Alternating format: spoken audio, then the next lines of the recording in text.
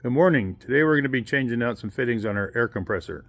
I have an IM set up on there right now, but I want both. So that way I don't have to go and swap out fittings on the end of my hoses, so that way I can use different varieties of tools.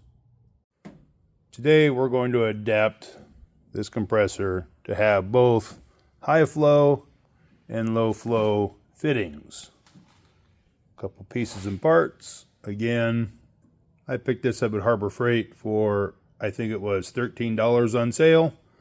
And it's got everything I need in there except for a couple brass fittings I had laying around.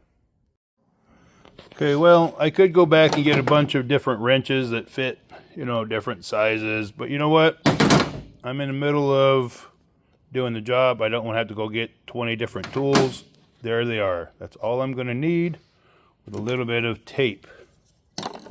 That's pretty much it. So I'm going to disconnect this. I'm going to take these off because I do want to go back to the high flow. Here's my high flow fittings that I'm going to put on there. And we're going to go from there. So one of the things I want to go over is you do want to try to clear these threads off pretty good. I'm going to hit them with a little wire brush just so I don't have any of this little tape in between. Also, when you're looking at tape, when you're taping, you want 6 millimeters around any kind of thread. That's kind of the generic number that we're looking for. Now, see where it says 0.26? So that is basically 1 millimeter. So when you're looking at this stuff, you're looking at wrapping it 6 times all the way around. And the way to do that is you're going to take this. I'm going to just start it. I'm going to show you before I do anything. I kind of wrap it with, or grab with this finger, and wrap 6 times. Oop. Try that again. Start up here, work my way around. 1, 2, 3, 4, 5, 6. Now I'm not going to break that off because I do want to clean that off a little bit, but that's how easy it is to wrap this. Okay, so I've got this cleaned off a little bit. You can see it's an older piece. I'm not too worried about, a little bit of scraping, a little bit of dentation. It's just my personal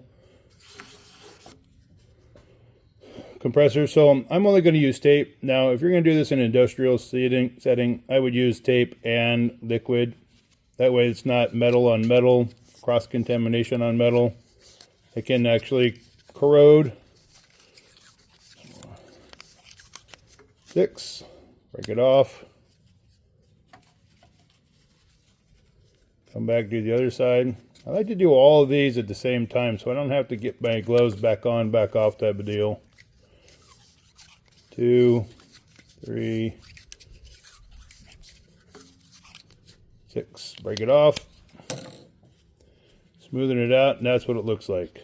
So what I'm going to do now, I'm going to attach it to this side here, so that way it comes out from the compressor.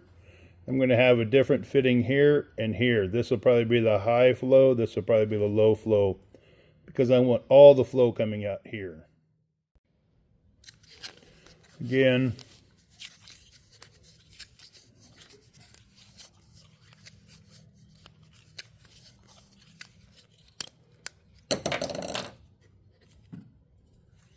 now it's going to bunch up here, and that's fine. But main thing I want to do is keep it from leaking. Now this one here has this red stuff on there. What that is that is an adhesive. So when I put this on there, it's never going to, well, it's not going to come off by itself, and it seals itself at the same time too. It's a Loctite is what it is. So this is what it looks like before I tighten it down. I'm just going to tighten it down. Actually, I'm not going to tighten this down because this one will be in the way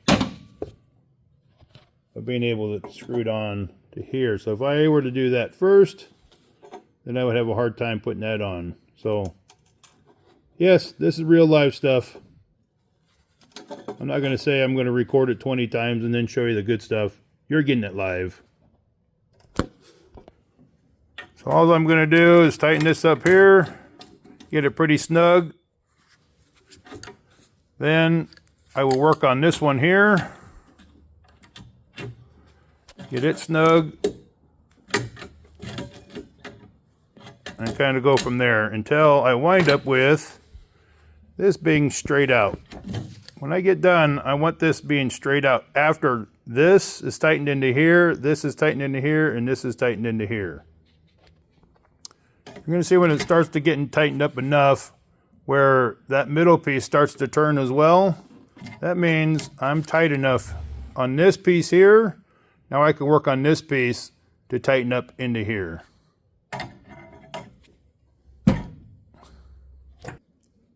Now that we have that all tightened up, I'm going to put this back into here, and then I will have high flow and low flow.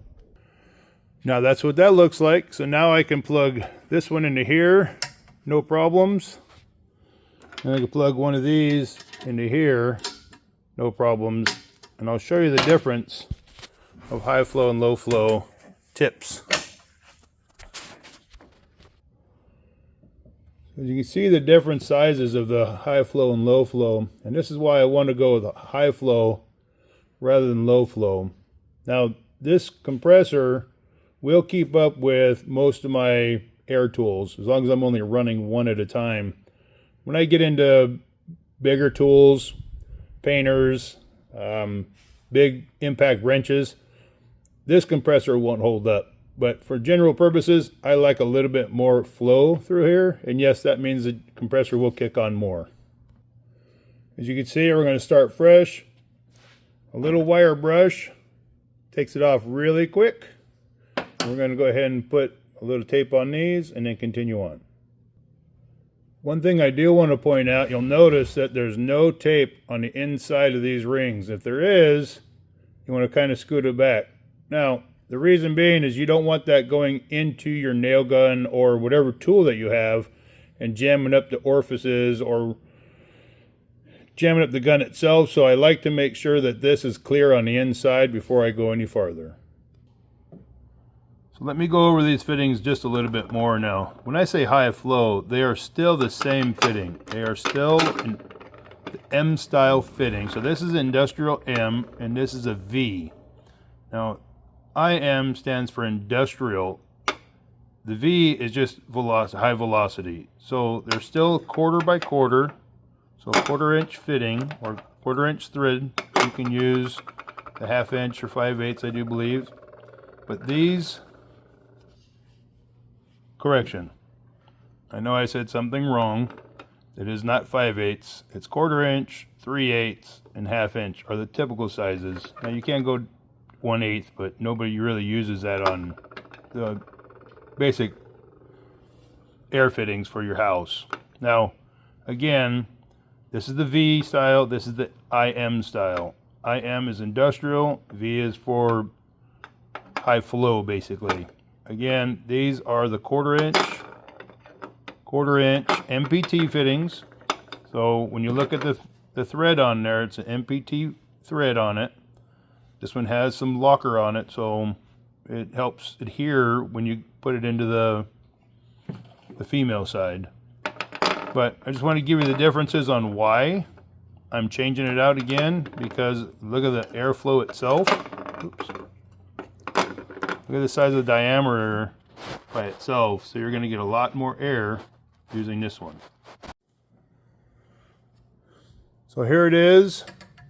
So this is a high flow going into an IM. It doesn't quite lock, correct? So now we put it into the high flow and it locks right away. So you cannot put the high flow into the IM, but you can put the IM into